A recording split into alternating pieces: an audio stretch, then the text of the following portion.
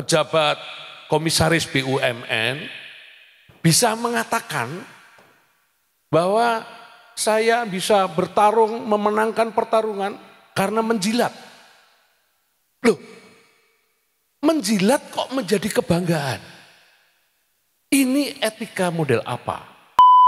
Satu hal sebenarnya mengapa saya selalu ingin pulang ke Jogja, itu Jogja mampu menunjukkan bahwa ada ketertiban paling tidak atau tidak ada kesombongan di jalan raya. Terima kasih Ngarso Dalem telah memberikan keteladanan yang paling kecil sekalipun tapi sungguh prinsip bagi kami orang Jakarta, karena saya dari rumah Pasar Minggu ke Palmerah paling sedikit 5 kali tutut wok wok tutut wok wok.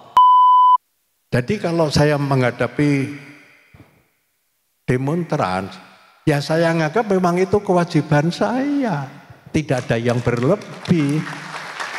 Kalau saya di rumah tidak mau tahu, lah itu malah salah, kan gitu. Saya tidak pakai patwal, memang karena lampu merah ya berhenti, kalau terus kan malah saya ditanya rebues saya punya enggak, kan gitu malahan. Kan aneh, bagi saya kan aneh, lampu merah kok harus jalan, itu kan saya aturannya kan merah kan harus berhenti. Saya rasa Yogyakarta harus memulai itu. Jangan sampai pendidikan memamerkan kekayaan, pendidikan sekedar menjadi ajang untuk reproduksi status.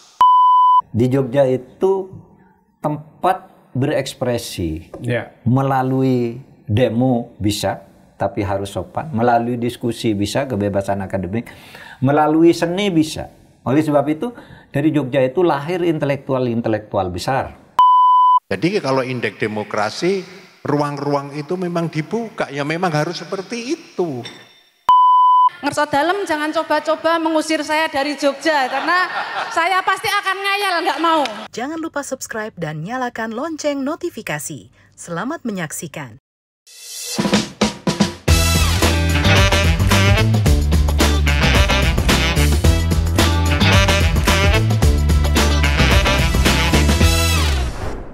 Halo, apa kabar Anda semua? Kita berjumpa kembali di podcast Terus Terang, forum di mana saya senantiasa bicara secara terus terang dan tanpa tedeng aling-aling.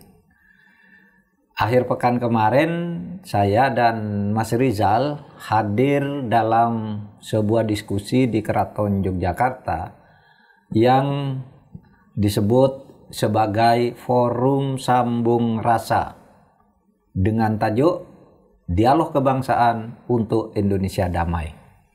Ada banyak persoalan di dalam kehidupan kita berbangsa yang dibahas oleh Sri Sultan Hamengkubuwono ke-10 dan para tokoh yang hadir. Saya akan khusus membahas ini juga. Bagaimana acara kita kemarin, Mas Rizal? Iya Pak, menyenangkan sekali Pak Mahfud.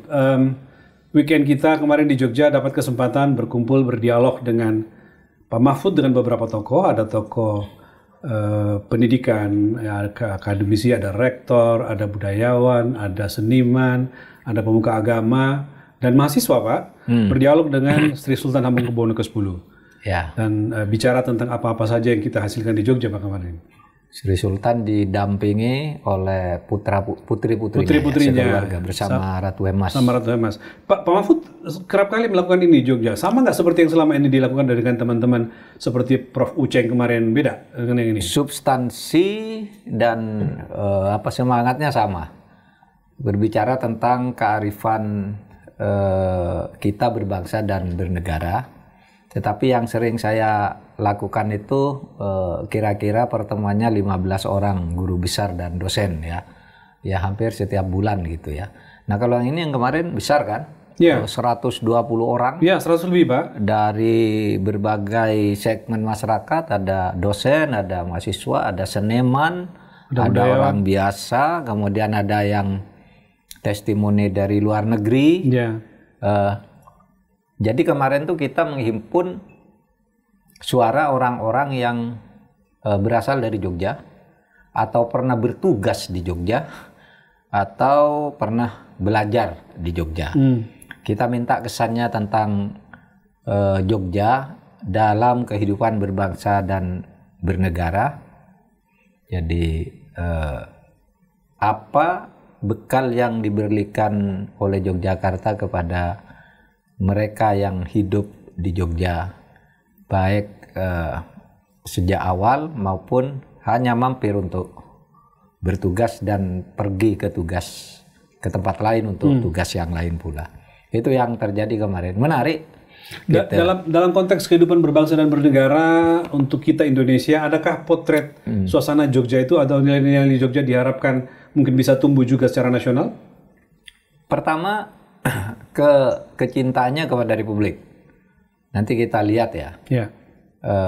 Betapa Jogja yang mewarisi feodalisme tapi menjadi tempat yang menjadi persemaian demokrasi dan mengembangkan demokrasi di Indonesia ini. Sehingga kita melihat Jogja itu sebagai satu melting pot Indonesia, tetapi juga dia adalah pewaris tradisi feodalisme sebagai budaya ya. Sebagai budaya. Sebagai budaya, bukan sebagai struktur kekuasaan, sebagai budaya. Dan kalau budaya itu kan definisinya hasil daya cipta, rasa dan karsa. Artinya kearifan-kearifan di dalam hidup itu biasanya ditemukan di dalam budaya adiluhung Indonesia yang sekarang ini potretnya ada di Jogja sebenarnya. Gitu, Mas. Jadi kalau misalnya kita pengen ngambil topik besarnya kira-kira belajar keindonesiaan dari Jogja kira-kira gitu ya? Belajar keindonesiaan dari Jogja. Oke. Gitu. Baik Mahfud, kita masuk Pak. Kebetulan saya diminta menjadi pemandu dan saya memandu dari awal sampai selesai acara itu. Kita simak bersama-sama Pak Mahfud. Kalau nanti Pak Mahfud saya minta untuk memberikan kira-kira pesan apa dan pendekatan-pendekatan apa yang perlu kita cermati dari forum tersebut kemarin. Ini videonya Pak Mahfud. Kita terhenyak pada sebuah peristiwa pada tanggal 28 dan 29 Oktober yang lalu, ketika di berbagai daerah terjadi kerusuhan, kita yang hanya nonton di media sosial gitu, lihat video-video di mana-mana, bertanya, ini kepala daerah ini pada kemana? Bupati, gubernurnya pada kemana? Kantor-kantor pemerintahan dibakar, markas polisi dibakar, dilemparin, dihancurkan, gedung DPRD dibakar. Kita sampai berpikir, Indonesia sungguh dicabik-cabik. Kita bingung waktu itu, ini apa yang terjadi? Tetapi di tengah itu kita menyaksikan Jogja tampil beda. Ngarso Dalam menemui para demonstran yang sedang marah pada jam 10, jam 11, dan sampai jam 1 pagi beliau keluar berdialog menemui para demonstran. Dan apa yang terjadi Bapak Ibu, di tengah kemarahan demonstran, para mahasiswa mendengarkan dan menyambut dengan baik Sri Sultan Hamengkubuwono ke-10. Tepuk tangan untuk Sri Sultan Hamengkubuwono ke-10. Saya yang hanya menyaksikan dari Jakarta Bapak Ibu, dan Bapak Ibu saya kira di berbagai tempat, bangga dengan apa yang terjadi dengan Jogja. Di balik situasi kampus, dinamika kampus yang begitu menyala di Jogja, ruang-ruang demokrasi yang terus terbuka, terjaga dengan baik, Jogja tampil dengan budaya adiluhung yang luar biasa. Karena itu Bapak Ibu sekalian, kita berharap pada dialog kali ini bisa memberikan inspirasi dan pesan-pesan baik bagi kita semua, bagi masyarakat Jogja, dan tentu bagi Indonesia. Bapak Ibu sekalian, saya diminta untuk memandu acara ini. Nanti kira-kira gambarannya akan ada semacam testimoni. Lalu Ibu Bapak saya persilakan untuk berdialog, bertanya, menyampaikan unek-uneknya kepada Ngarso Dalam. Lalu Ngarso Dalam memberikan jawaban, dan beberapa tokoh nanti kami minta untuk menyampaikan testimoni. Sebelum mulai, saya persilakan Ngarso Dalam untuk maju ke depan. Monggo Ngarso.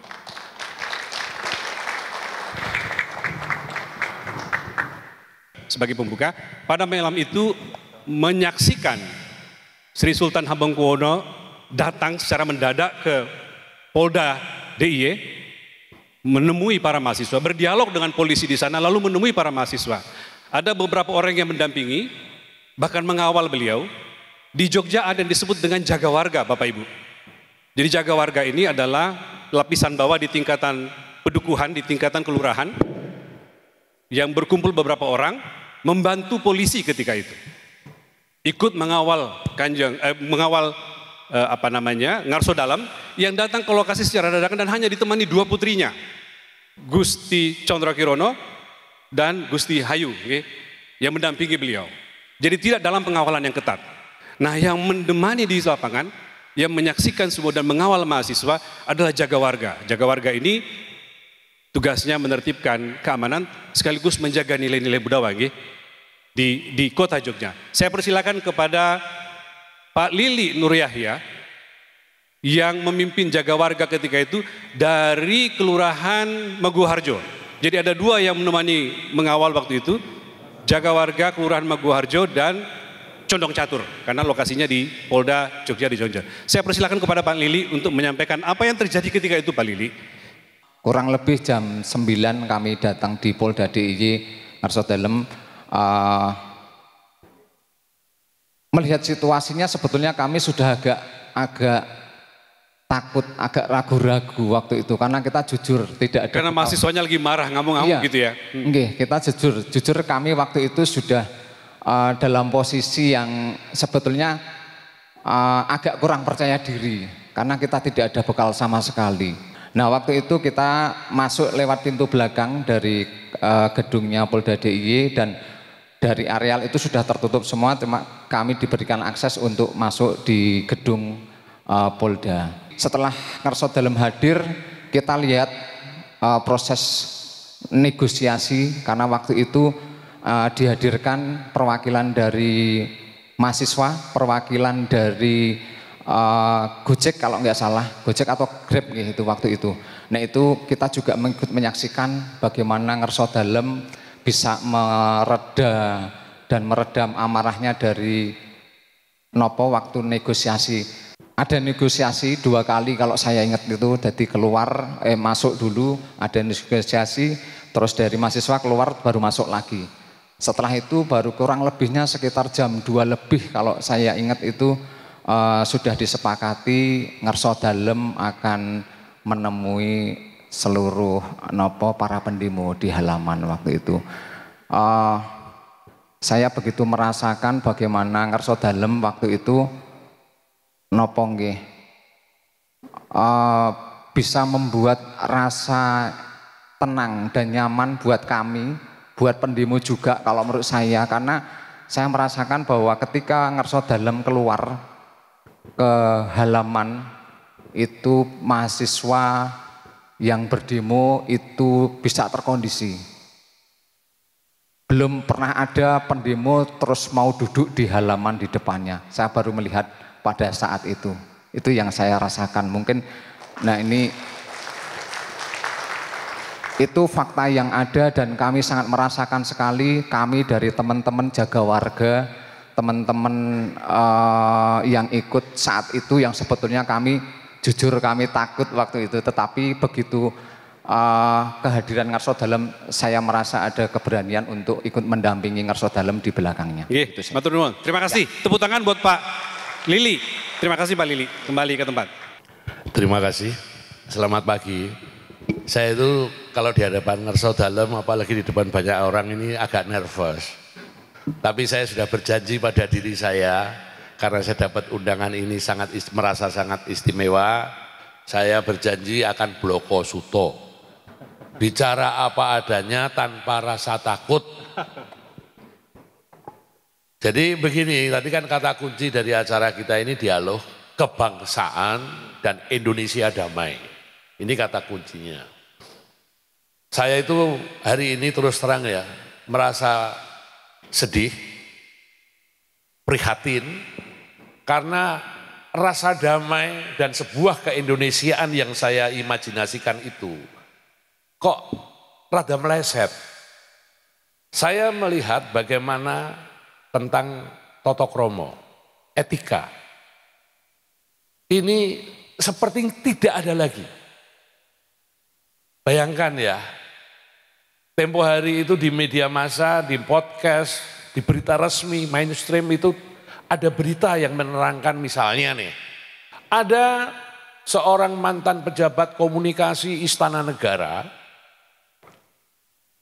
pejabat komisaris BUMN, bisa mengatakan bahwa saya bisa bertarung memenangkan pertarungan karena menjilat. Loh, menjilat kok menjadi kebanggaan? Ini etika model apa? Saya sedih. Kok seperti itu seakan-akan menjadi hal yang biasa. Hal yang semula tidak pernah ada, misalnya ya makan bergizi gratis.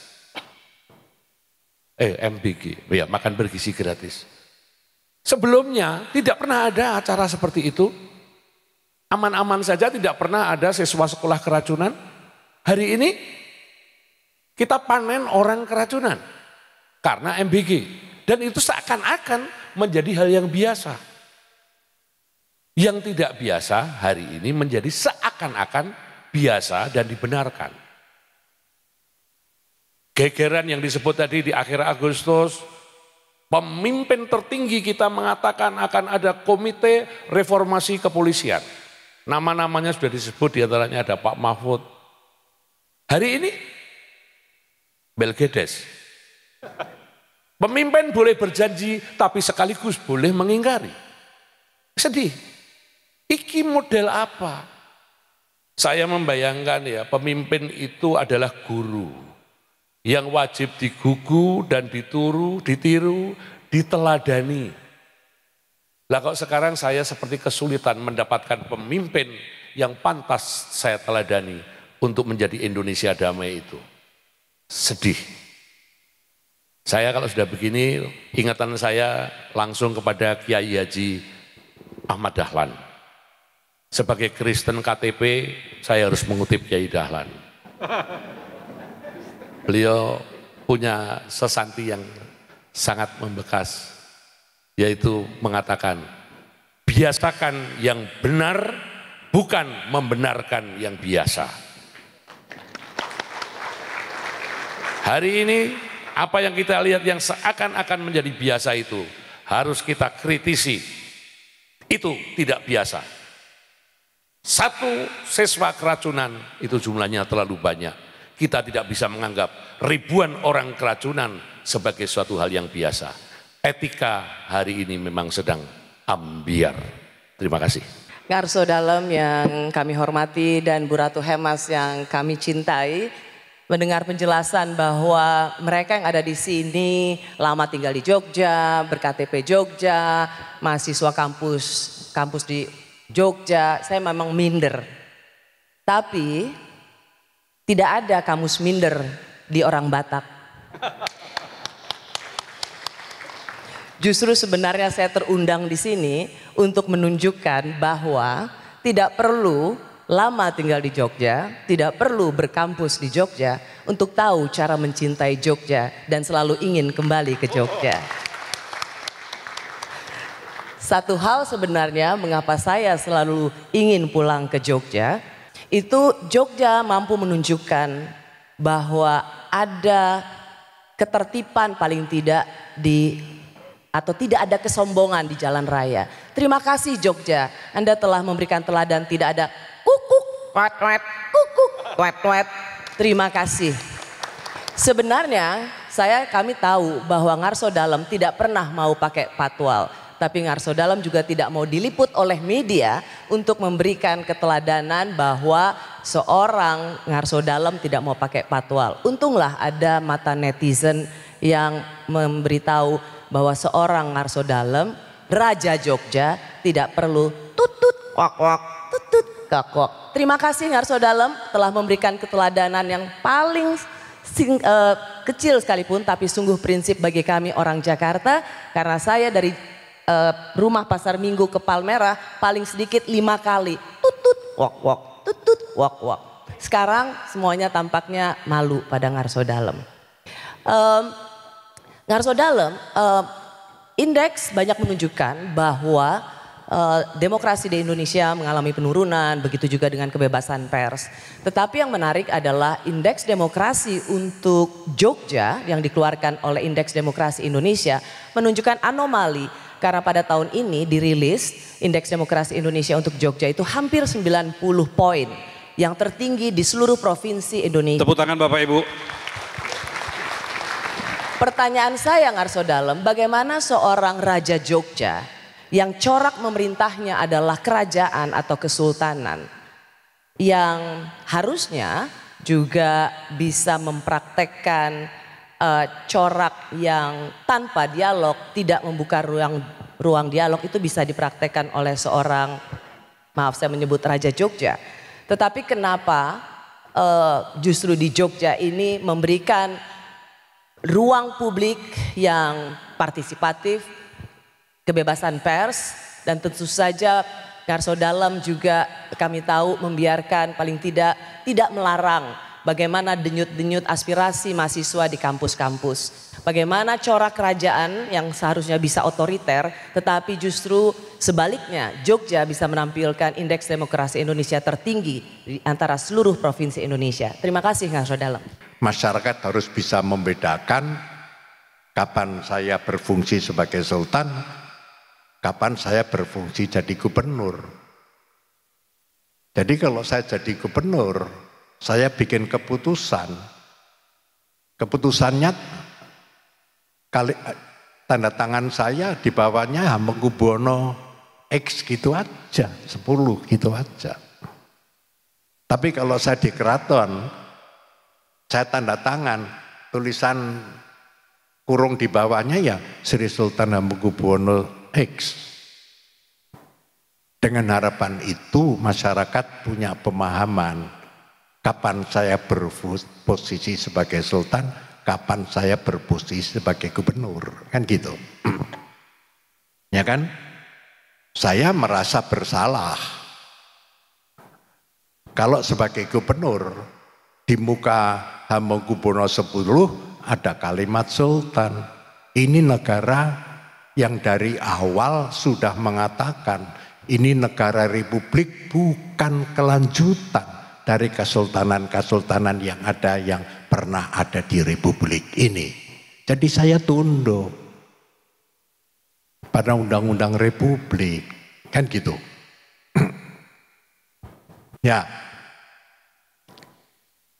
sehingga saya bisanya hanya mencoba memperingatkan pada publik kalau sekiranya ada hal-hal yang saya anggap berlebih. Kan begitu, ya kan? Sekarang tergantung orang itu melihat saya sebagai gubernur atau sultan atau dua-duanya, kan gitu. Karena di dalam perundangan, undang-undang pemerintahan daerah yang sifatnya otonom, di situ kalimatnya disebutkan gubernur ya itu pimpinan, itu pembina wilayah. Kalau kepolisian sama TNI itu pembina teritorial, di mana Muspida itu membantu kepala daerah, sehingga yang bertanggung jawab kepala daerah. Jadi kalau bupati, wali kota, gubernur itu pada masalah-masalah yang krusial di mana dia harus bertanggung jawab, tidak muncul, ya salahnya sendiri, punya undang-undangnya gitu kok. Jadi kalau saya menghadapi demonstran, ya saya anggap memang itu kewajiban saya, tidak ada yang berlebih. Kalau saya di rumah tidak mau tahu, lah itu malah salah, kan gitu. Saya pernah ditanya, kenapa Pak Sultan kalau naik pesawat bawa tas sendiri? Kalau yang lain kan juga bawa ajudan, bawa rombongan ini. Luang saya mau pergi sendiri, bawa tas sendiri, kok dimasalahkan, saya bilang gitu. Bagi saya kan biasa saja. Lah masa titip orang lain kan enggak, kan gitu. Ya kan? Saya tidak pakai patwal. Memang karena lampu merah ya berhenti, kalau terus kan malah saya ditanya rebues saya punya enggak, kan gitu malahan. Kan aneh, bagi saya kan aneh. Lampu merah kok harus jalan, itu kan saya aturannya kan merah kan harus berhenti. Tapi kalau ada dikawal polisi punya diizinkan untuk berjalan terus, kan gitu. Ya sudah, saya nggak pakai patwal ya berhenti. Orang melihatnya lain, ya urusannya yang melihat, itu bukan urusan saya gitu. Jadi kalau indeks demokrasi, ruang-ruang itu memang dibuka, ya memang harus seperti itu. Sekarang pengertiannya kalau daerah yang di bawah itu kurang memahami itu atau maunya juga tidak paham. Masalahnya di situ untuk membuka ruang-ruang itu gitu. Karena faktornya sangat banyak. Kan gitu. Ya saya pun banyak orang ya tanya, loh mestinya kan Jogja itu kan feodal, kan gitu.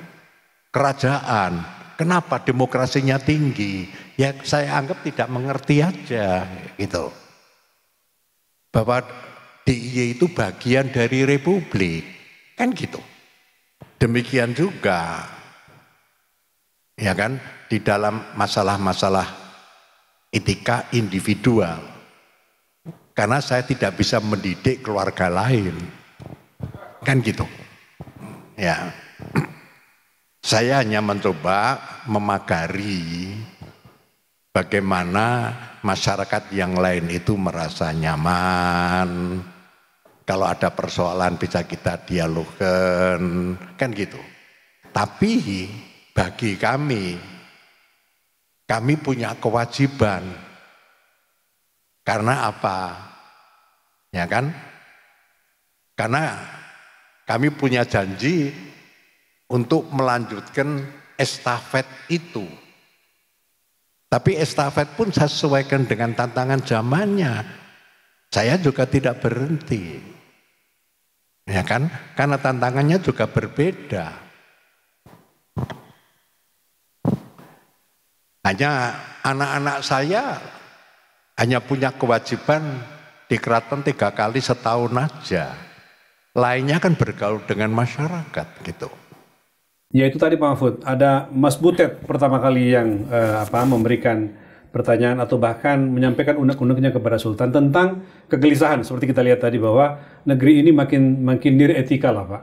Ya. Makin niretika, lalu kemudian Rossi masuk dalam kacamata pers melihat Jogja yang dipandang tadinya bayangan dia ada feodal tapi justru muncul demokrasi di sana, termasuk kemerdekaan pers. Ternyata indeks kemerdekaan pers juga termasuk yang tertinggi, Pak. Iya. Nah, gimana Pak Mahfud melihat dengan penjelasan Sultan tadi juga? Iya, ada dua hal yang nampaknya kontradiktif tapi diberikan dalam satu penjelasan.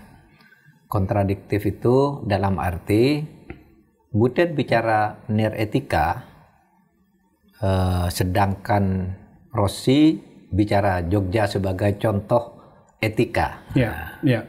Nah, Butet bicara niretika itu betapa dalam kehidupan kita bermasyarakat bahkan bernegara itu sudah kehilangan niretika kita ini. Seperti dicontohkan oleh Mas Butet betapa orang merasa bangga karena sukses menjadi pejabat setelah menjilat. Saya nih sukses menjadi pejabat karena menjilat. Anda sudah menjilat masih gagal gitu kan, tidak kan bilang begitu kan? Betul. Itu kan itu sangat niretika, sangat artinya yang mendengarkan kayak gitu malu loh. Orang menjilat untuk jadi pejabat. Yang kata Mas Butet kok itu dianggap biasa gitu loh. Seperti itu kan mestinya tidak ya. Itu kan tidak bagus dan itu memang sekarang nyatanya di kalangan masyarakat kita itu memang sudah mulai menjamur. Tindakan-tindakan niretika yang ditunjukkan oleh orang-orang penting. Kadangkala yang banyak terjadi itu kan orang melanggar etika tapi menganggap itu biasa karena tidak melanggar hukum, kan gitu kan? Iya kan? Ada orang misalnya nggak ada konsekuensi hukum lah. Gitu nggak ada konsekuensi hukum. Ada orang sewenang-wenang gitu atau diduga kuat melakukan korupsi misalnya, Tapi dia merasa tidak bersalah karena tidak ada yang mengadili. Padahal yang mau mengadili dia takut, yang mau menegakkan hukum takut, lalu dia masih ketawa-ketawa ke sana kemari gitu kan. Sama sekali tidak punya etika. Orang sudah menjadi sorotan publik masih juga menggegem bertahan di kedudukannya sambil tetap sewenang-wenang dan mengaku tidak salah. Alasannya, saya kan belum diputus bersalah. Kan gitu kan. Sehingga tetap aja angkuh. Padahal dia punya masalah. Mas Rizal, dulu negara kita ini punya 2 ketetapan MPR tentang etika dan hukum ini. Karena banyak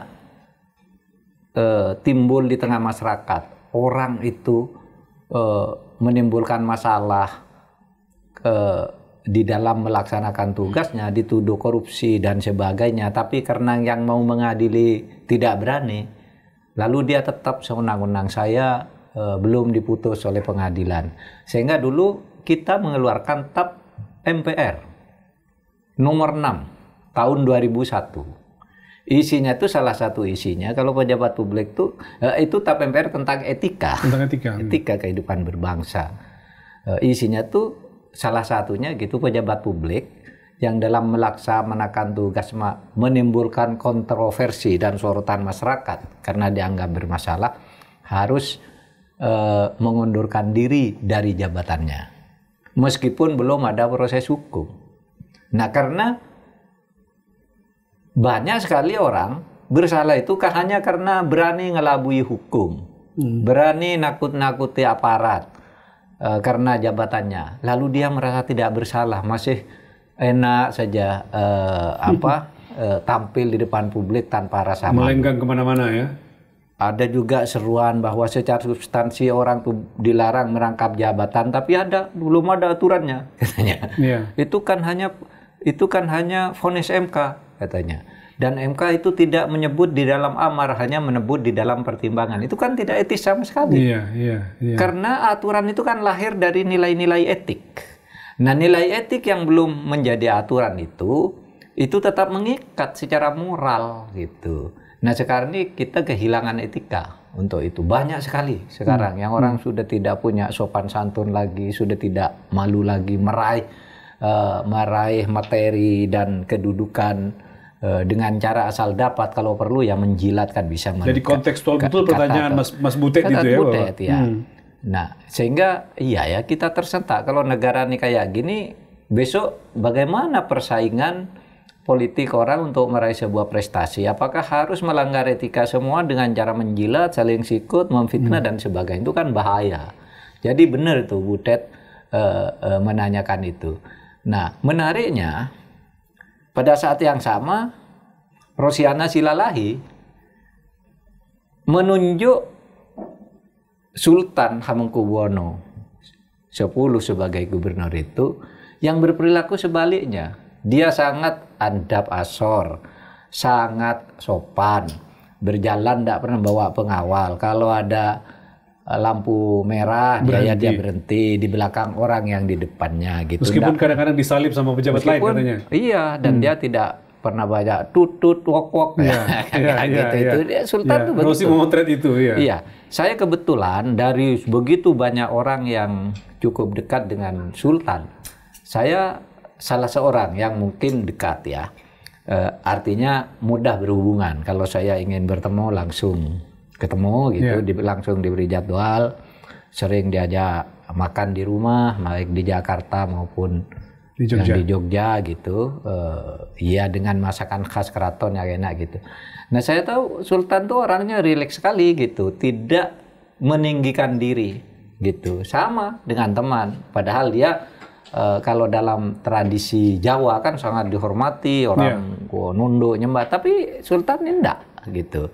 Dia bicara secara objektif, jujur, dan duduk biasa. Sering kalau enggak makan di rumah, sering kita ketemu di restoran mana gitu ya, makan biasa. Bahkan saya dengan Sultan itu pernah makan nasi bungkus di Surabaya. Jadi begini, saya di Surabaya itu mau naik pesawat dengan Sri Sultan. Nah, tiba-tiba ada delay pesawat, ya, delaynya agak lama sampai 2 jam gitu. Nah, pada waktu itu kan di Surabaya tuh kalau di VIP itu kan ada tukang masaknya, ada tukang masak tuh. Karena ini pesawat delay, ini udah tutup nih. Yang menyediakan masakan gubernur tuh biasanya menyediakan di VIP room di Juanda. VIP room Juanda. Dia kan makannya enak-enak tuh, kuenya, gue macam-macam masa tinggal milih. Waktu itu udah tutup. Nah, yang petugas VIP room yang menyediakan makanan tuh lapor, Pak, ini sudah tutup. Kami panggil lagi yang yang masa ini belum jauh, bisa dipanggil ke sini, ditata lagi. Sultan udah usah katanya. Lalu kami beli nasi bungkus. Beli nasi bungkus. nyuruh ajudan beli nasi bungkus. Kami makan nasi bungkus saja gitu. Gubernur raja lagi kan, tapi ya begitu. Nah, begitu Sultan Jogja itu memberi contoh bahwa jabatan itu tidak untuk gagah-gagahan, apalagi untuk nakut-nakuti gitu. Bagi Sultan jabatan itu ya sampai meninggal kan, tapi bagi orang itu pun tidak sombong. Nah, orang yang tahu jabatannya terbatas hanya 5 tahun gitu ya. Sombongnya bukan main. Kesempatan untuk sombong jangan-jangan Pak. Belum tentu 5 tahun berikutnya masih menjabat. Yang bisa direfleksikan oleh Butet dan Rossi kemarin itu. Itu Mas. Baik Pak. Okay. Lalu beberapa pertanyaan lain. Ada juga yang bertanya tentang pendidikan, tentang kondisi pendidikan, idealita yang harusnya kita capai dan kondisi sekarang, bagaimana anak muda melihat sisi mereka dan jaraknya dengan orang tua. Itu disampaikan oleh Ari Jito dan salah seorang mahasiswa. Ini kita lihat Pak Mahfud, penanya berikutnya nih. Ngarso dalam yang saya hormati, Yogyakarta punya banyak perguruan tinggi, baik negeri maupun swasta. Entitas pendidikan selalu dilekatkan di Yogyakarta. Kita juga banyak cerita yang menggambarkan soal itu. Tetapi hari ini kita punya saksikan bahwa pendidikan terus mengalami marginalisasi yang luar biasa. Krisis karakter yang itu terjadi akibat dari menebalnya pragmatisme. Itu menjadi watak yang seringkali yang tadi disebut oleh Mas Butet. Membuat teman-teman, saudara-saudara kita itu khawatir bahwa masa depan kita akan makin memburuk. Kita tidak lagi sekedar bicara soal pertumbuhan ekonomi, tapi lebih dari itu bagaimana kira-kira pendidikan ini juga berperan agar demokrasi kian menumbuhkan keadaban. Ngarso dalam, saya berharap apa yang kira-kira kita bisa manfaatkan melalui jalinan silaturahmi antar perguruan tinggi sebagai tempat dan arena persemaian keadaban itu. Klaim kita mengenai demokrasi kita yang seringkali ruang publik kita justru makin kumuh, diisi oleh umpatan-umpatan yang seringkali membuat anak-anak muda makin sedih. Apakah generasi hari ini menghadapi situasi di mana para pemimpin atau penguasa tidak bisa memberi contoh yang akibatnya kefrustasian yang terjadi? Kita harus selamatkan melalui strategi pendidikan. Saya mohon Ngarso Dalem bisa memberikan gambaran kita seberapa penting pendidikan ini akan bisa menjadi kekuatan bangsa ini akan makin tangguh.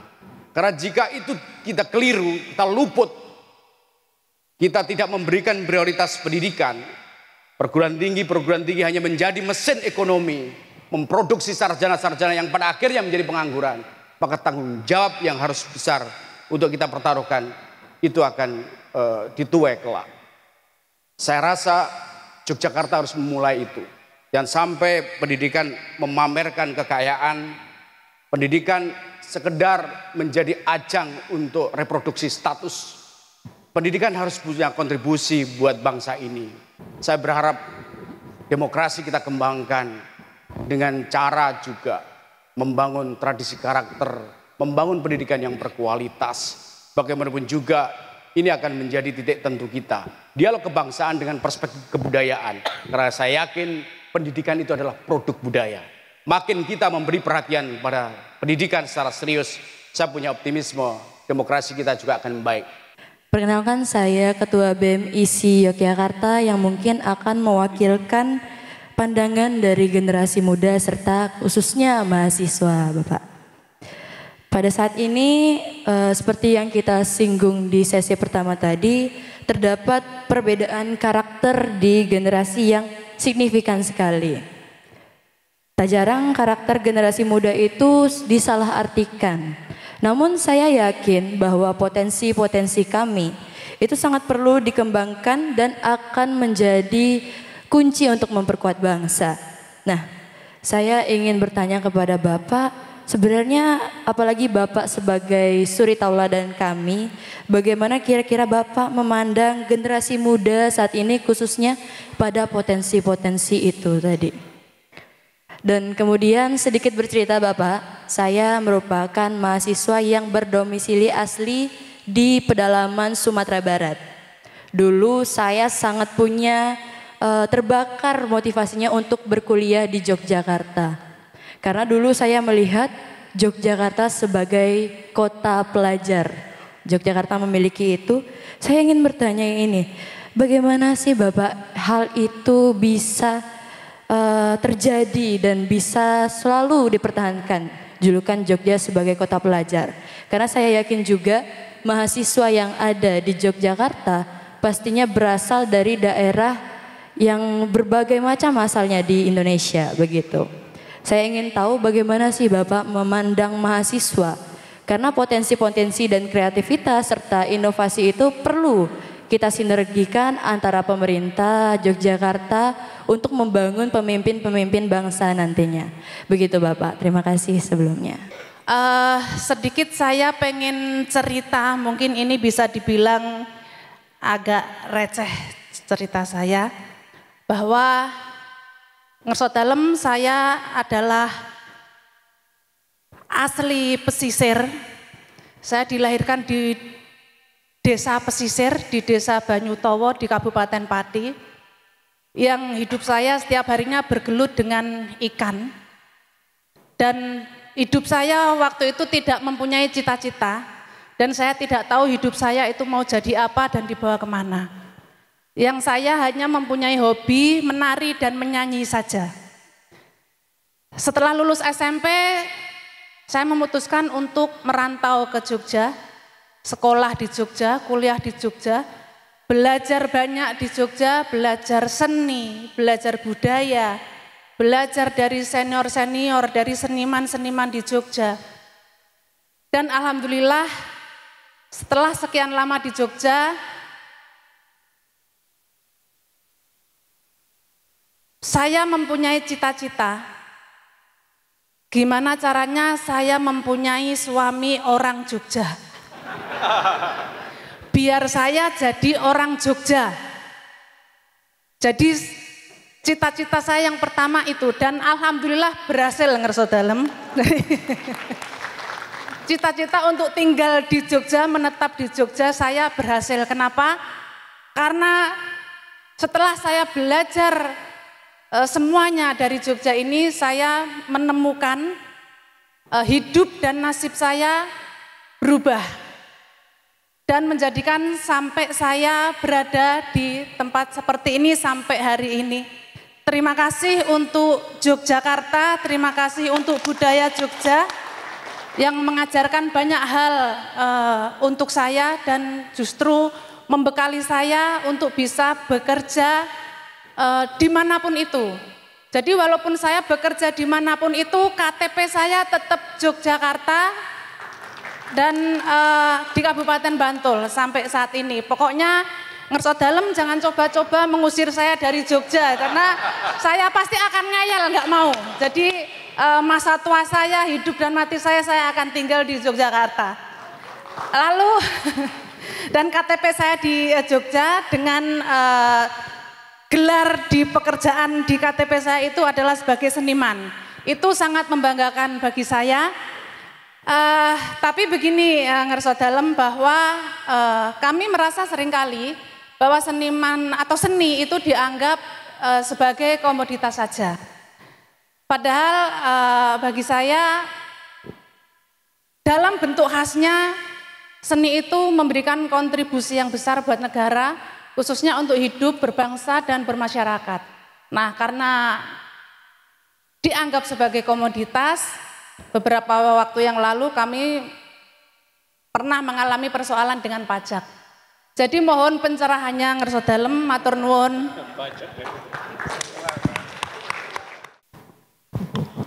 Saya mencoba untuk menjawab dengan pendekatan yang ada ya. Ibu, saya kira tidak perlu jadi orang Jogja ya. Kalau memang dari Pati, perkara ibu mengerti Jogja ya karena berada di Jogja. Ya, karena ibu lahir di Pati, berada di Pati maupun ras apapun menjadi bagian Indonesia ini dihargai sama, Bu. Ya. Tadi ada yang bicara juga dari daerah manapun, ya kan? Jangan jadi orang Jogja, perkara bisa bahasa Jawa ya karena berada di Jogja gitu. Tapi jangan jadi orang Jawa gitu. Karena sekecil apapun suku, warga masyarakatnya tetap dilindungi oleh konstitusi gitu.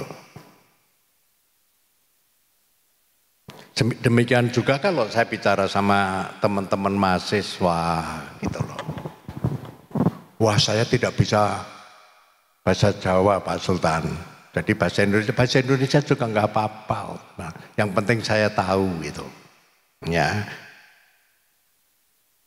Dan Anda enggak usah jadi orang Jawa. Tapi bisa bahasa Jawa karena sekolah di Jogja. Ya. Tapi yang Batak ya tetap jadi orang Batak yang baik. Jadi orang Sunda yang baik. Kan gitu. Ya, karena itu dilindungi oleh konstitusi. Jadi tidak ada masalah gitu. Perbedaan itu akan tetap terjadi. Tadi saya sudah bicara bahwa budaya itu adalah dinamis sesuai zamannya. Ya kan? Saya pun mestinya sama Mbak juga punya perbedaan dalam pola pikir, dalam persepsi. Nah mungkin akan sama, wong lahirnya beda, gimana? Tahunnya beda, kan gitu. Ya kan? Saya bisa menyaksikan dari Soekarno sampai sekarang. Mbak kan karena ngerti Soekarno, mungkin dulu ngerti Soeharto, kan gitu. Ya kan?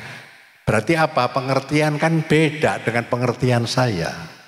Di dalam melihat republik dan juga di dalam melihat kebijakan-kebijakan, perilaku-perilaku yang ada, kan gitu. Kan jelas beda gitu. Ya kan? Hanya masalahnya mungkin untuk terbuka itu maunya punya kemungkinan yang lebih lapang daripada mungkin generasi-generasi seperti saya maupun generasi di bawah saya, kan gitu. Tapi bukan generasi muda yang sekarang ada, kan gitu. Wong saya sama anak saya aja sudah berbeda cara berpikir, gitu. Ini yang perlu bagi saya, kita pun harus bisa mau memahami. Ya, kita optimis gitu dalam arti, ya kan? Jangan kita hanya bisa menyalahkan anak-anak muda sekarang. Tapi bisa enggak kita juga menghargai mereka, bahwa mereka itu juga tidak hanya sekedar satu bangsa, tapi juga dia punya misalnya berpendidikan cukup bagus. Ya, dalam arti apalagi pendidikan sampai S3 dan sebagainya, kita juga bisa menghargai itu. Sehingga di situ justru akan terjadi dialog. Kan gitu. Karena saya khawatir kita dibangun dengan tata krama, dengan pola pikir, karena kita menjadi manusia yang terlahir membuat aturan pada masa masyarakat agraris. Gitu. Sekarang kita memasuki dunia dengan etika industrialisasi. Sehingga kita perlu menafsirkan kembali kalimat harmoni. Kan gitu. Dulu harmoni itu, ya kan, pokoknya satu sekumpulan orang begini ini harus sama pola pikirnya. Ada satu yang berbeda dinyatakan ekstrim.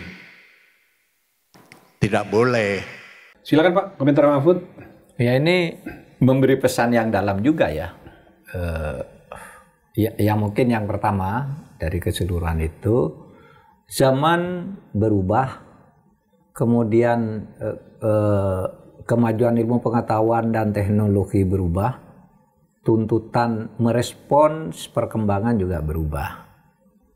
Sehingga kita semua harus sadar bahwa antar generasi itu biasanya persepsi tentang sesuatu dan sikap batin tentang sesuatu itu berbeda. Nah, oleh sebab itu yang dipesankan seperti dikatakan oleh Sultan, kita harus memahami dan jangan memaksakan kehendak kita kepada generasi baru.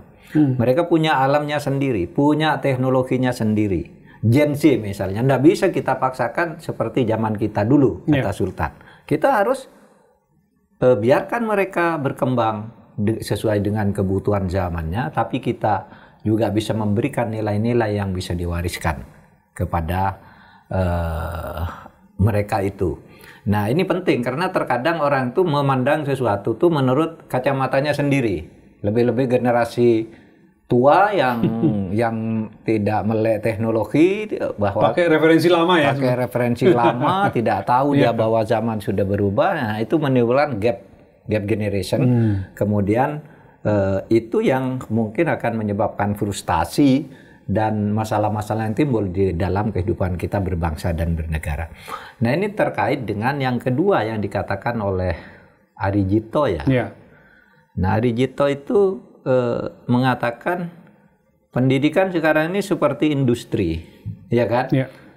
Jadi bukan memberi nilai-nilai moral, tetapi pendidikan itu ditampilkan sebagai cara orang tua memaksakan, atau orang lama, orang dengan pikiran lama memaksakan cara pandangnya sendiri kepada anak didik, cara belajar dan sebagainya, yang itu tidak sesuai dengan apa yang berkembang di luar. Kadangkala terlalu tekstual, kadangkala kalau pendidikan itu menjadi sebuah industri, pendidikan itu dicetak agar orang dapat belajar cepat dan mendapat ijazah, kan gitu kan, lulus. Semakin cepat dengan nilai yang baik, semakin bagus proses industri pendidikannya, kan gitu. Nah, itu yang kemudian menyebabkan kemudian pendidikan itu tidak membentuk watak. Ya, mungkin hanya mencetak otak, kemampuan otak, intelektualitas, tapi bukan moralitas. Nah, moralitas itu kan direfleksikan dengan nilai-nilai budaya. Nah, di Jogja itu tempatnya untuk mengisi moralitas kita dengan budaya adiluhung. Nah, karena masalahnya begini, pendidikan yang industri itu, kemudian orang cenderung produk pendidikan itu adalah ijazahnya dan nilainya. Dan itu kemudian menimbulkan kasta di dalam kehidupan masyarakat. Nah, kehidupan seperti ini pernah dikritik oleh Iwan Illich di dalam bukunya The Schooling Society, yang di mana dia mengusulkan masyarakat bebas sekolah ya. Nah, usulah ada sekolah-sekolah itu kan hanya mencetak kasta masyarakat aja. Nanti yang lulus dengan nilai baik dianggap lebih hebat dari yang tidak lulus. Yang bersekolah dianggap lebih hebat ya, dari yang tidak sekolah, gitu kan. Sehingga dia melihat kasta dalam masyarakat itu timbul karena sekolah. Sehingga kata-katakan udah bubarkan sekolah, masyarakat harus bebas dari sekolah. Lalu gimana dong belajarnya? Dalam bentuk komunitas saja. Nah, tapi itu tentu tidak bisa. Saya dan siapapun tidak setuju kok masyarakat bebas sekolah. Karena sekolah itu kan sudah menunjukkan ukuran-ukuran kemampuan setiap tambah usia. Kemudian lebar masalah-masalah apa yang bisa di dalam itu kan harus pakai sekolah, pakai kurikulum, tingkatan dan sebagainya. Tapi saya paham atau kita memahami apa yang dikatakan Iwan Illich itu menimbulkan karena pendidikan kemudian menjadi industri, banyak orang yang dikejar itu ijazah, sehingga kalau perlu tidak sekolah pun membeli ijazah, tidak menempuh proses-proses yang normal pun membeli gelar. Karena dengan gelar dia bisa mendapat kedudukan tinggi. Anda punya gelar S3, mau masuk jabatan pemerintahan, itu langsung mendapat golongan 3B. Tapi ada orang lulusan SMP pinter sekali, otodidak gitu. Ya tetap aja kalau sekolah golongan 1A. Meskipun lebih pintar dari sang doktor ini. Nah oleh sebab itu jalan tengahnya tentu kita membangun sekolah itu dalam sebuah peradaban yang lebih apa namanya, lebih bagus ya, lebih berisi gitu. Sehingga sekolah ya boleh dong ijazah itu boleh diraih sebagai tanda bahwa Anda sekolah, tapi bukan Anda hanya ingin dapat ijazah sebagai tiket untuk menjadi sesuatu sehingga orang membeli jabatan profesor, membeli jabatan. Dulu ada istilah 3 in 1, Mas, ya. Zaman-zaman akhir Pak Harto itu jabatan 3 in 1 itu Anda sekali membeli ijazah dapat 3. 3 dalam satu kali beli. 1 dapat S1, 2 dapat S3, 3 dapat doktor. Sehingga ada orang doktor, dokter Andes, MA. Itu. Padahal kata Pak Yusuf Kalla nih waktu cerita, saya ini heran. Dulu saya punya teman sekolah. Sesudah dia jadi ketua DPRD, jadi anggota DPRD, doktornya dari mana, sekolah di mana, kata Pak Yusuf Kalla. Ternyata ya beli-beli itu, gitu. Bisa beli di mana saja, di pasar mana saja bisa gitu. Nah, itu kritik. Nah, Jogja menjanjikan, ya, atau telah membuktikan sebagai lembaga pendidikan yang jangan dijadikan pendidikan itu sebagai industri. Penyakit itu sudah mau terjadi di mana-mana. Arijito tuh mengingatkan, jangan dong pendidikan kok jadi industri kayak gitu. Kembali ke Jogja masa lalu, gitu ya. Sekarang ini sudah mulai terjadi apa-apa kita perbaiki bersama, kan gitu pesannya Ari Sujito. Dan itu supaya tidak mengecewakan orang Indonesia yang datang berbondong ke Jogja, seperti yang satunya itu yang anak Padang ya, yang ketua BEM ISI. Ketua BEM ISI itu kan dia, kenapa dia datang ke Jogja? Karena waktu saya di kampung dulu mendengar nama Jogja, kota pelajar, kota istimewa. Saya akan belajar ke sana. Banyak budaya kesantunan di sana dan seterusnya. Sama Mas dengan saya, orang Madura gitu ya. Pikiran saya tuh Jogja kota pelajar. Nah, karena saya orang Madura, di sana ada Masjid Syuhada. Masjid Syuhada itu terkenal kalau di Madura kan yang terkenal duluan masjid daripada kampusnya. Jadi orang lebih kenal Syuhada dulu ketimbang kampus Syuhada. Itu Masjid Syuhada itu apa? Itu masjid perjuangan para syahid gitu. Jadi ketika kita ke Jogja ya lihat UGM, lalu tarik Masjid Syuhada di mana, keraton di mana, kan gitu toh. Nah, dulu bayangan kita kalau kita ke Jogja itu karena ingin mencari ilmu sebagai kota pendidikan dan juga ingin mencari keadaban ya oleh orang tua itu agar belajar adab sopan santun di Jogja tuh, kelembutan kehalusan budi itu ada di Jogja. Dan itu mungkin sekarang sudah mulai tercemar di bagian-bagian tertentu, tapi menurut saya Sri Sultan Hamengkubuwono masih mempertahankan itu untuk menjadikan diri sebagai contoh bagaimana kita ber-Indonesia dari Jogja, gitu Mas. Iya Pak, saya lanjutkan. Satu lagi Pak yang kemarin berkembang juga, yang nanti bisa kita munculkan ketika para audiens itu diwakili oleh beberapa penanya mengapresiasi langkah Sri Sultan dengan terus menghidupkan apa yang disebut dengan praktik keberagaman Pak. Ya, praktik keberagaman, hidup secara rukun. Lalu juga ruang-ruang berkarya, baik dalam bentuk seni, musik maupun film, itu juga muncul kemarin. Ini kita munculkan dulu Pak, ya pertanyaan-pertanyaan tentang itu. Ini. Saya seniman sama, meskipun juga rektor Universitas Hamikom Yogyakarta, ya kan? Seperti Mbak Soima dan Mas Budet. Saya saat ini seniman yang ada di United Talent Agency Hollywood. Satu-satunya orang Indonesia yang ada di sana. Film saya yang akan launching saat ini di Paramount Picture Hollywood itu Ajisaka The King, the Flower of Life. Ini saya buat dengan dasar filsafat Ki Ageng Surya Metara. Nah, sangat bagus karena bisa diterima oleh Hollywood. Dibintangi oleh Lucy Liu, Kevin Durant, dan Ryan Potter, dan 15 bintang Hollywood lainnya. Dan segera nanti akan didistribusikan ke seluruh dunia. Ngarso dalam, saya menyiapkan 3 film lagi. Yang pertama, The Great King, Ratu Ageng Tegalrejo. Yang kedua, Nyi Ageng Serang. Dan yang ketiga, The Just King, Pangeran Diponegoro. The Just King ini menggunakan filosofi dari H+1. Nyawiji, greget, sengguh orang mingkuh. Kamu akan menjadi seorang pangeran. Nah, kira-kira yang mana ngarso dalem yang harus saya dulukan? Saya melihat mengalami dari tahun 74 sampai sekarang bahwa masyarakat Jogja ini sangat terbuka bagi semua agama yang datang. Semua dihargai, semua dihormati. Ajaran yang diwariskan oleh para raja di Jogja, Sultan Hamengkubuwono I itu memadukan nilai Islam, Jawa, dan kemanusiaan dalam tata pemerintahan yang adil.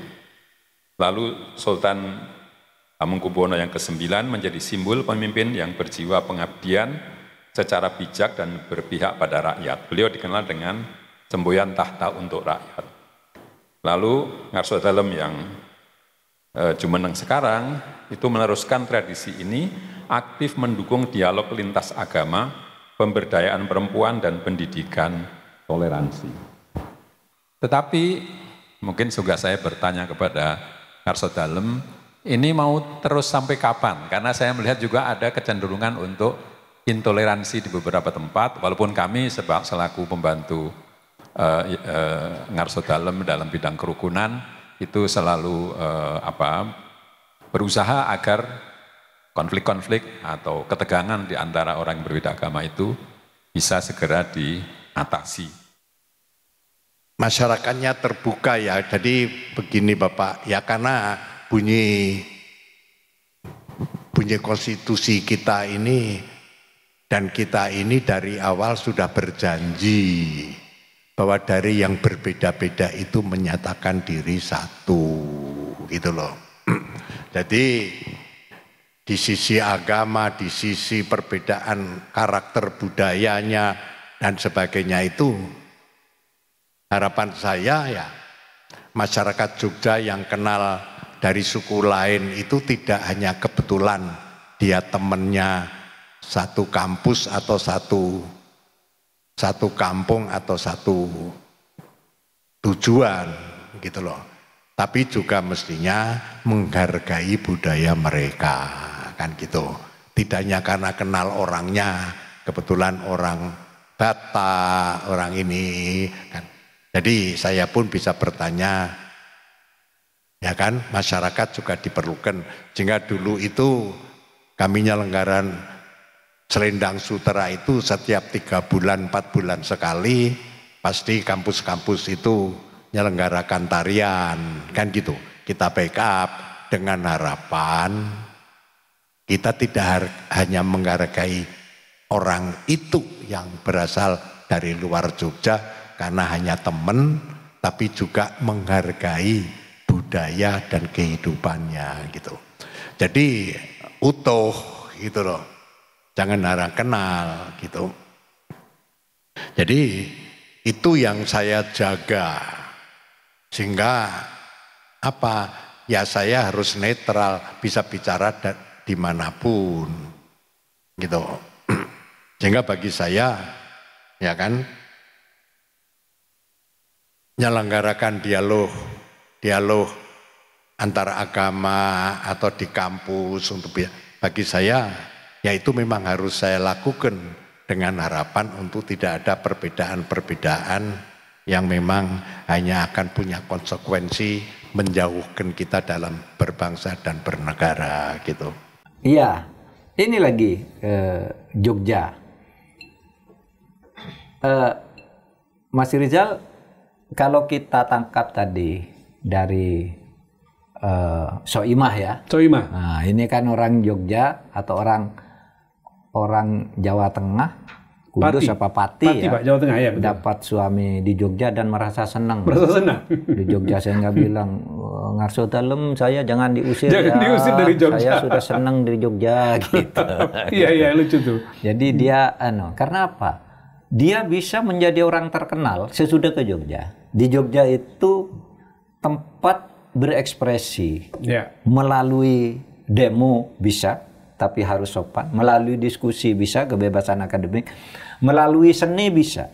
Oleh sebab itu, dari Jogja itu lahir intelektual-intelektual besar. Pejuang-pejuang besar. Seniman-seniman besar. Budayawan-budayawan besar. Itu kan? Itu dari Jogja lahir. Karena di Jogja itu kehidupan sangat kondusif untuk kebebasan. Anda mau berekspresi seni apa? Silakan. Gitu. Inspirasi untuk berkembang terus hidup ya? Iya. Jadi orang-orang besar, seniman-seniman besar itu pernah hidup di di Jogja itu kan ada yang sekarang ini yang kita kenal tadi ada Butet kan?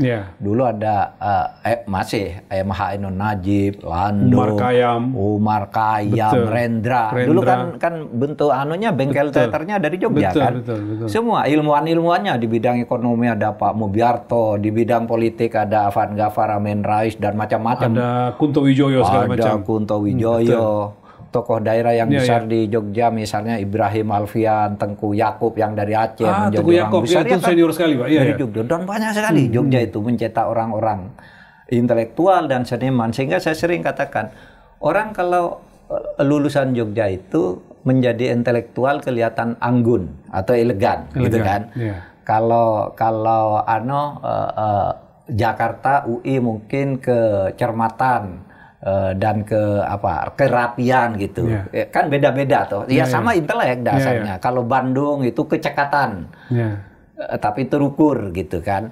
Kalau Surabaya egaliter dan religius gitu dan sebagainya. Nah, Jogja tuh anggun dan elegan gitu. Sehingga masing-masing punya khas ya. Masing-masing punya khas. Sehingga saya senang kalau disebut ini Pak Mahfud seorang alumni Yogyakarta itu ada kebanggaan tersendiri. Ada kebanggaan tersendiri. Karena merasa meskipun tidak intelek betul, tapi terasa intelektualitasnya tuh anggun dan elegan gitu ya. Selalu bisa mensejajarkan diri dengan kekuatan intelek lain, tapi dengan ciri khas kejogjaan yang penuh kesantunan, keberanian, tetapi juga tetap sopan di dalam keberanian itu. Nah itu kan dibangun dari Jogja menurut saya. Nah, lebih dari itu, ya, karena di Jogja ada kehidupan berekspresi seperti itu, orang boleh belajar menyatakan apa saja, maka Jogja itu meskipun dia adalah kerajaan, mewarisi budaya kerajaan yang feodal kan Jogja itu, kerajaan. Tetapi Jogja ini menjadi pencetak kaum demokrat, demokrasi berkembang di sana. Buktinya indeks kata Rossi itu indeks kebebasan, indeks kemerdekaan pers, kemerdekaan pers, indeks demokrasi selalu dapat juara Jogja itu. Padahal ini katanya feodal.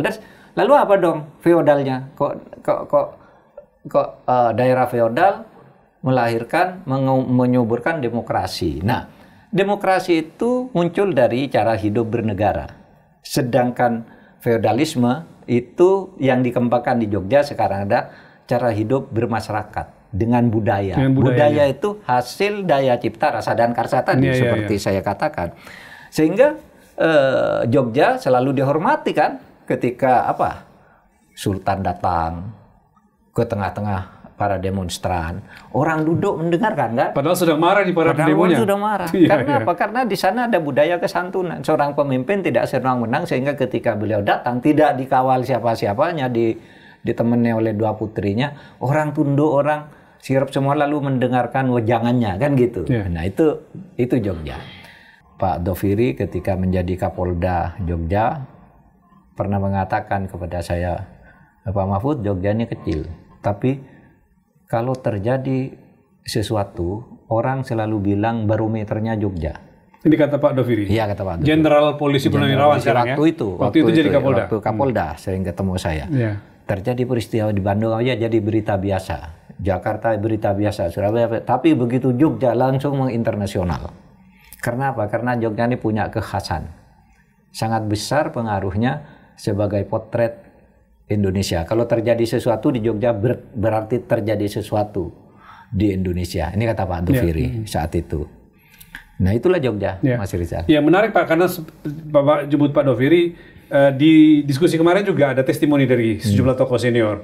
Jadi ada dua ya, kita nanti menyimak Pak. Ada dua dari luar negeri, dari diaspora, dari Australia dan dari Uzbekistan.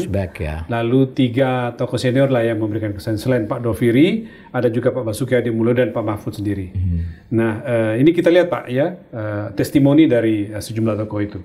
Saya salah satu orang yang harus bersyukur karena sempat tinggal di Jogja selama kurang lebih 7 tahun.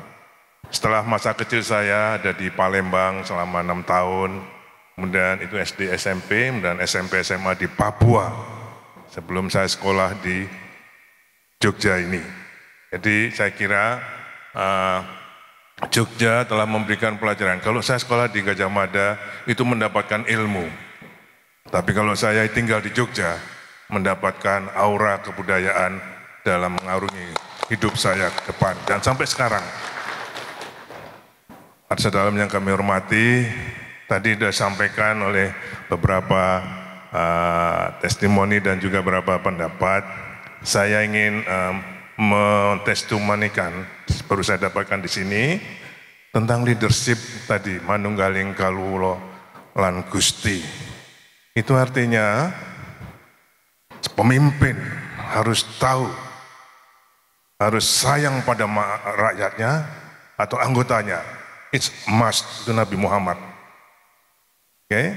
Pemimpin harus tidak tahan melihat penderitaan rakyatnya. Inilah ngarso dalem saya pilih. Contohnya, pada saat kami menentukan rute jalan tol Jogja, Solo Jogja, Bawen Jogja, itu nggak mudah. Karena saya harus mentaklukkan ngarso dalem. Beliau sangat menentukan, beliau sangat memperhatikan nasib rakyatnya yang dilewati oleh jalan tol tersebut. Tapi akhirnya saya yang takluk. Jadi saya harus walaupun agak tertunda, tapi akhirnya rute itulah yang paling bijaksana harus kita tempuh dalam arti melindungi rakyat Yogyakarta. Termasuk misalnya dalam pengadaan pembebasan lahan. Jogja sangat terbatas lahannya. Kalau harus selalu dibebaskan, akan mengurangi tanah. Jadi kita lewatkan dari elevated, sehingga meminimalkan pembebasan lahan walaupun harganya agak mahal.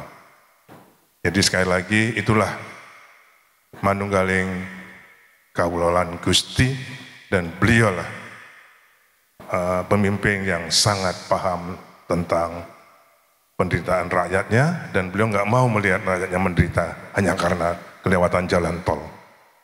Jalan tol harus tetap menghidupi warganya yang dilewati. Nah, ini harus tantangan engineer.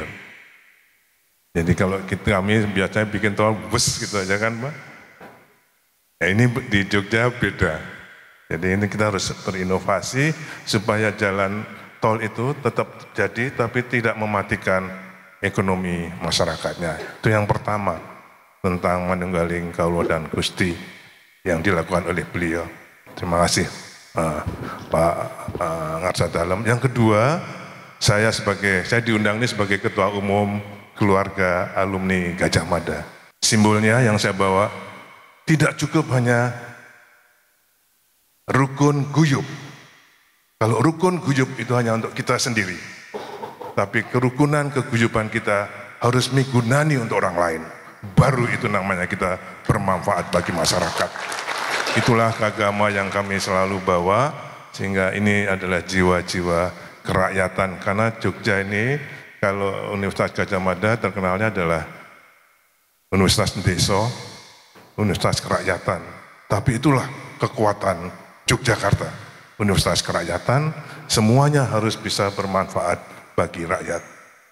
Kalau tidak, nggak ada gunanya kita rukun, nggak ada gunanya kita guyup kalau tidak megunani buat masyarakat. Terima kasih Jogja yang telah membentuk. Saya kalau ngomong gini pasti masih nangis.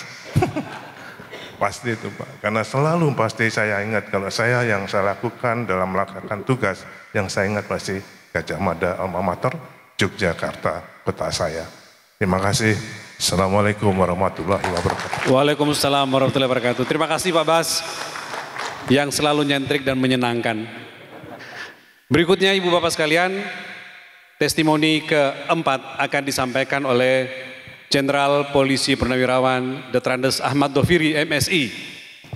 Beliau sekarang adalah penasehat khusus Presiden bidang keamanan dan ketertiban serta reformasi kepolisian. Pernah cukup lama tugas di Jogja, terakhir menjadi Kapolda DIY. Monggo Pak Doviri. Assalamualaikum warahmatullahi wabarakatuh. Selamat siang, salam sejahtera bagi kita sekalian. Shalom, Om Swastiastu, Namo Buddhaya, salam kebajikan. Yang terhormat dan kami banggakan Ngarso Dalem Sri Sultan Hamengkubuwono ke-10. Yang kami hormati Ibu Gusti Kanjeng Ratu Hemas, Bapak Ibu hadirin sekalian. Pertama-tama saya mengucapkan terima kasih, saya berikan kesempatan untuk menyampaikan testimoni. Pak moderator tadi di awal yang hadir di sini masuk dua kategori. Yang pertama tokoh yang memang sengaja diundang, dan yang kedua orang yang kangen dengan Yogyakarta. Sepertinya saya kategori yang kedua, orang yang memang kangen dengan Yogyakarta. Bapak Ibu sekalian, saya berdinas di kepolisian hampir 36 tahun. Dan sepanjang waktu itu dibandingkan dengan daerah-daerah lain, paling banyak waktu saya habiskan bertugas di Yogyakarta. Saya pernah menjabat sebagai Kapoltabes Jogja, pernah menjabat Wakapolda Jogja, dan terakhir menjadi Kapolda Daerah Istimewa Yogyakarta, kurang lebih 3,5 tahun. Yang konon katanya sampai dengan sekarang ditelisik Kapolda yang paling lama bertugas di Yogyakarta. Bapak Ibu sekalian, ketika itu ada pemilu di Jakarta, di mana waktu itu muncul kemudian di media online terkait seolah-olah pernyataan dari Gubernur DIY yang mendiskreditkan etnis tertentu. Sangat ribut sekali. Saya matur ke beliau, Ngarso Dalem mohon izin bagaimana menyikapi, karena di media sosial dan media mainstream waktu itu digoreng sedemikian rupa. Beliau dengan jawaban yang cukup simpel, tenang, gampang Pak Kapolda, tinggal saya bikin laporan saja, nggak perlu saya membantah di media. Ini sangat menarik. Kemudian kami kaget lagi ketika kami menyampaikan, Ngarso Dalem kalau begitu biar nanti staf kami yang datang aja ke tempat Ngarso Dalem. Enggak, saya sendiri yang akan datang ke Polda DIY. Begitu datang beliau ke Polda DIY, kami temui Ngarso Dalem, biar nanti membuat laporan polisinya di ruangan ini saja. Enggak, biar sekaligus saya juga melihat kayak apa sih kalau bikin laporan polisi. Beliau turun langsung, berada di ruangan yang sepetak itu, diperiksa oleh petugas pembuat laporan. Seorang raja menunjukkan komitmen bahwa di hadapan hukum itu semua sama. Ini pelajaran yang menarik dan sangat berharga. Dalam hati saya ke anggota bilang, nggak usah repot-repot memposisikan bagaimana penegakan hukum. Ngarso Dalem sudah mencontohkan itu semua, bagaimana semua masyarakat patuh ada di hadapan hukum. Saya termasuk salah seorang yang beruntung bisa belajar ke Jogja, sama dengan adik dari BEM tadi, yang dari Sumatera Barat. Saya dari Madura itu selalu terngiang-ngiang kata Jogja sebagai kota pelajar, kota istimewa gitu, ibu kota Republik yang kedua. Sehingga saya ingin suatu saat sekolah ke Jogja. Alhamdulillah saya sudah sekolah di Jogja, ya mendapat hal-hal yang jauh saya bayangkan gitu. Pertama, saya cukup dekat dengan keluarga Ngarso Dalem. Saya sering makan bersama beliau di Dalem Kilen, dengan Bu Ratu di Jakarta juga, di rumah bukan di tempat ini. Karena kalau untuk berdiskusi beliau selalu terbuka. Dan satu yang menakjubkan bagi saya ketika suatu saat Ngarso Dalem minta ketemu saya ditelepon oleh sekretaris beliau, Ngarso Dalem, oh ya saya mau datang, kemana? Enggak, katanya, Ngarso Dalem yang mau ketemu. Saya datang ke kampus, lalu Ngarso Dalem datang. Ngarso Dalem, mestinya saya yang ke sana. Saya menghadap. Enggak, wong saya kok yang perlu. Jadi saya yang datang. Itulah ceritanya saya oleh beliau diminta menjadi ketua para anggota Paramporo Porojo. Itu semacam dewan pertimbangan, teman diskusi Ngarso Dalem sesuai dengan undang-undang keistimewaan Yogyakarta. Nah, di situ saya kaget loh. Ini kan Keraton Jogja. Masa dewan penasehatnya orang Madura? Seorang Madura gitu. Di situ saya takjub karena ini keindonesiaan yang ditunjukkan oleh Ngarso Dalem. Kebebasan berpendapat lahir dari sini, bahkan Yogyakarta berkali-kali, daerah istimewa Yogyakarta, bukan hanya sekali. Tapi berkali-kali mendapat anugerah sebagai penyelenggara demokrasi terbaik dari Kemenko Polhukam. Sejak jauh sebelum saya jadi Menko Polhukam. Bukan karena saya Menko Polhukam. Zaman Pak Wiranto itu sudah berkali-kali di sini diundang untuk mendapat anugerah negara yang indeks demokrasinya tinggi. Atas nama rakyat, Ngarso Dalem, perantauan dari berbagai daerah yang datang dan pernah bertugas di sini, kami mengucapkan terima kasih atas keramahan Jogja dan keluarga Ngarso Dalem. Assalamualaikum warahmatullahi wabarakatuh. Alhamdulillah dari Jogja kami telah menjelajah lebih dari 30 negara dan lebih dari 50 kota, namun Jogja tetap menjadi tempat kembali yang berhati nyaman.